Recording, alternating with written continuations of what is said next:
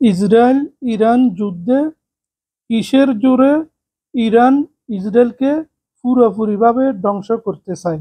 Israel এবং Iran একে অপরের যেভাবে যুদ্ধে জড়িয়ে যাচ্ছে, পুরোপুরিভাবে ইরান এবং ইসরায়েল যদি যুদ্ধ শুরু হয়ে যায়, এইভাবে তৃতীয় বিশ্বযুদ্ধ শুরু হয়ে যাওয়ার সম্ভাবনা রয়েছে।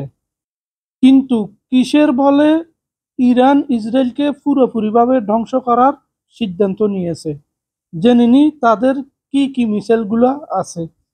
ইরানের সবচেয়ে বড় শক্তি হলো তাদের কাছে আছে ড্রোন প্রযুক্তির মিসাইল এবং প্লাস্টিক মিসাইল।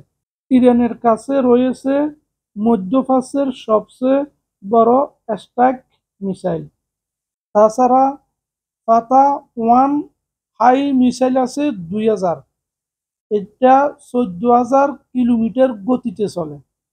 তাছাড়া ইরানের কাছে হিউজ পরিমাণ ড্রোন মিসাইল আছে।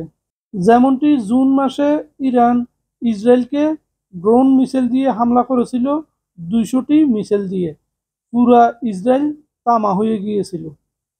এরপরে ইরানের কাছে রকেট মিসাইল আরও রয়েছে, পাপার মিসাইল 373। এই মিসাইলটি কোনো দেশে যদি ইরানকে হামলা করে তাহলে এই মিসাইলটাকে থামিয়ে দেবে, ইরানে বাস্ট হতে দেবে না। তাছাড়া ইরানের কাছে যদিও পারমাণবিক অস্ত্র না থাকে, পারমাণবিক অস্ত্র যেভাবে ব্যবহার করে যতটুকু ক্ষতি করতে পারে সেম ক্ষতির কিছু অস্ত্র আছে।